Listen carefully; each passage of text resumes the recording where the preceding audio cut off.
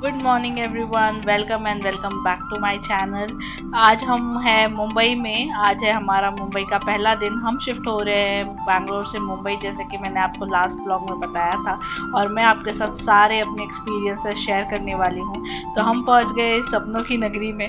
यहाँ पे हम अपनी सपनों की दुनिया बसाने के लिए। तो पहला दिन था हमारा। हमने सोचा था कि आज हम यहाँ पे हमारे लिए रेंट के लिए घर देखेंगे। तो हम अपने घर की तलाश में निकल पड़े हैं। हम लोग सुबह सुबह आ गए थे। हस्बैंड को ऑफिस की तरफ से 5 दिन का होटल मिला था। तो हम लोगों ने सोचा था कि जैसे ही हम आएंगे यहाँ पे हम अपना सामान रख देंगे, और कुछ लोगों से हमने बात की थी घर के लिए, तो हम लोग वहाँ पे घर देखने के लिए चले जाएंगे। तो ये था हमारा होटल सोफीटेल। तो यहाँ पे हम लोग आ गए। ये थी मैं, और यहाँ पे बस हम लोग एंटर हुए, सामान रखा हमारे रूम में, और हम फिर से चल दिए।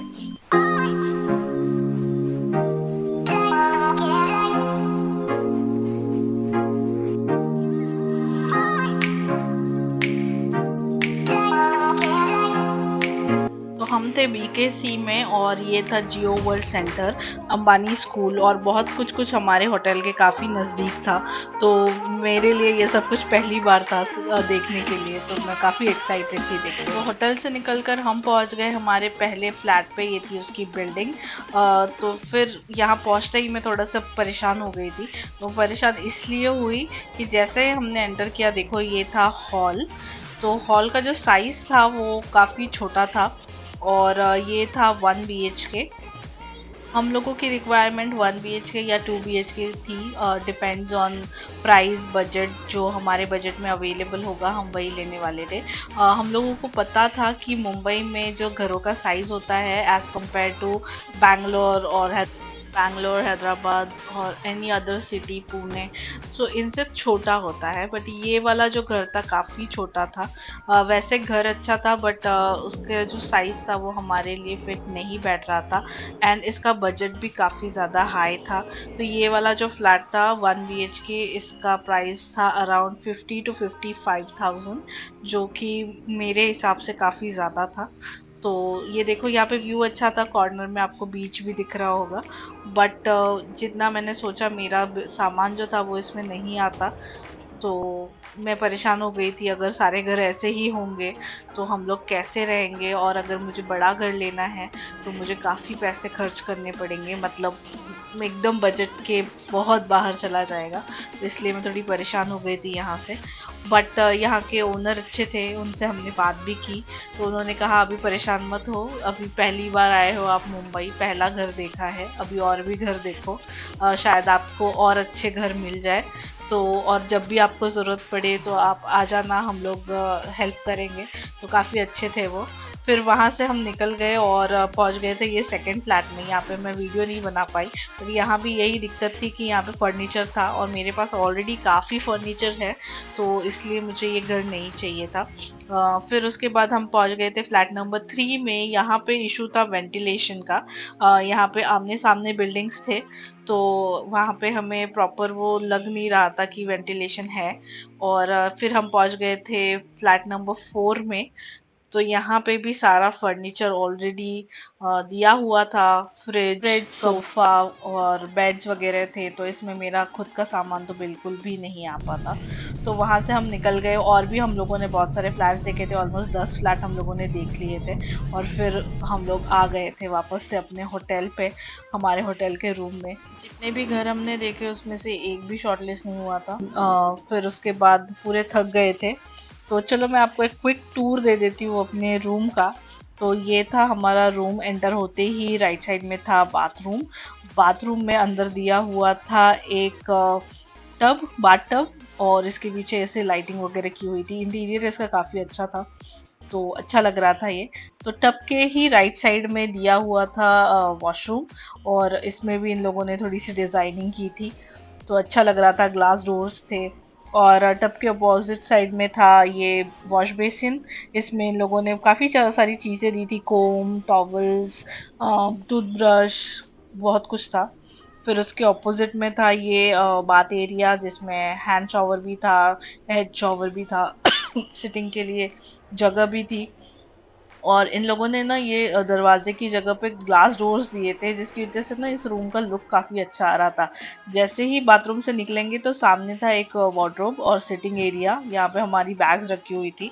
और फिर यहाँ पे एक स्टैंडिंग मिरर भी था। राइट साइड में ये था पूरे रूम का लुक। तो ये जो रूम का लुक था काफ़ी क्लासी था, मतलब एक क्लासिक वाइब आ रहा था। वुडन वर्क था काफ़ी ब्राउन शेड का।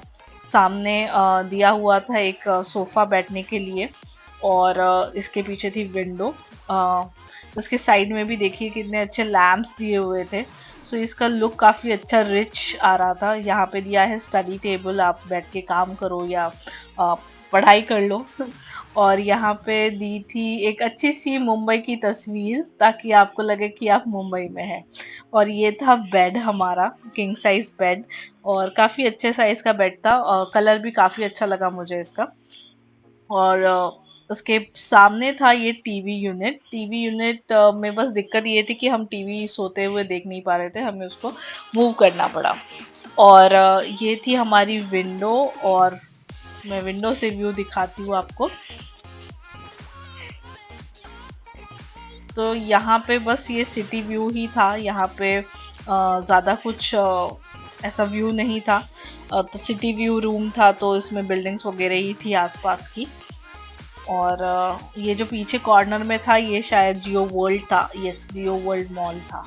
तो इसके बाद यहाँ कॉर्नर में दिया हुआ है टी एंड कॉफ़ी स्टेशन। छोटे छोटे कप्स थे, मुझे काफ़ी क्यूट लगा ये। और अच्छे से इसके अंदर रखा हुआ था सारा टी कॉफ़ी।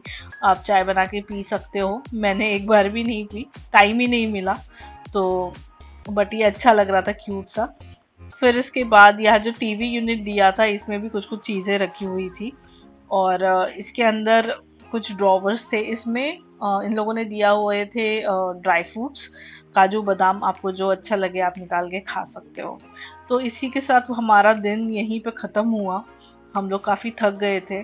और उसके बाद हम लोग जाके एक और घर देख कर आए शाम में, बट वो भी हमें कुछ अच्छा नहीं लगा।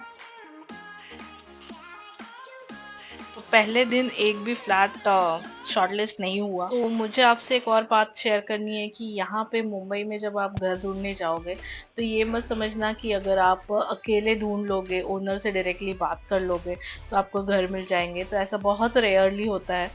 यहाँ पे जो घरों का लेन देन होता है, मोस्टली रेंटेड घर्स एजेंट के थ्रू ही मिलते हैं। नो ब्रोकर मैजिक ब्रिक्स कुछ काम नहीं आता यहाँ पे। बिना एजेंट के आपको अच्छा घर आसानी से नहीं मिल सकता। तो अगर आप भी सर्च कर रहे हैं मुंबई में घर, तो एक अच्छा एजेंट ढूंढिए। एजेंट जो है वो आपका 1 मंथ का रेंट लेते हैं। और उसकी भी बहुत सारी कुछ प्रोसेस होती है, वो मैं आपको नेक्स्ट व्लॉग में बताऊंगी। बट अगर आपको अच्छे एरिया में घर चाहिए, अच्छी लोकेशन पे चाहिए, तो अच्छा एजेंट ढूंढ के ही आप घर लीजिए। और यहाँ पे आपको नॉर्मल सिटीज़ से बजट अपना थोड़ा हाई रखना पड़ेगा, क्योंकि जो नॉर्मल रेंट है दूसरे सिटीज़ में उससे कहीं ज़्यादा रेंट है मुंबई में। And this is true. जो मुंबई का प्रॉपर्टी मार्केट बहुत ज़्यादा हाई है। तो मेरा मेन रिक्वायरमेंट है यहाँ पे 2 BHK। बट अगर मुझे 2 BHK अपने बजट में नहीं मिलता है तो I will go for 1 BHK। यहाँ पे मैंने एक और चीज़ नोटिस की कि यहाँ के फ्लैट्स में आपको इजीली बालकनी अवेलेबल नहीं होती है। तो that is one negative point. अगर बालकनी है तो उस घर का रेंट ज़्यादा होता है। मैंने भी कोशिश की बिना एजेंट के थ्रू डायरेक्टली जाके ओनर से बात करने की, बट वो पॉसिबल नहीं हो पाया। और हमें एक एक ही घर मिला था वैसा, और जब तक हम जाते तब तक वो घर भी जा चुका था।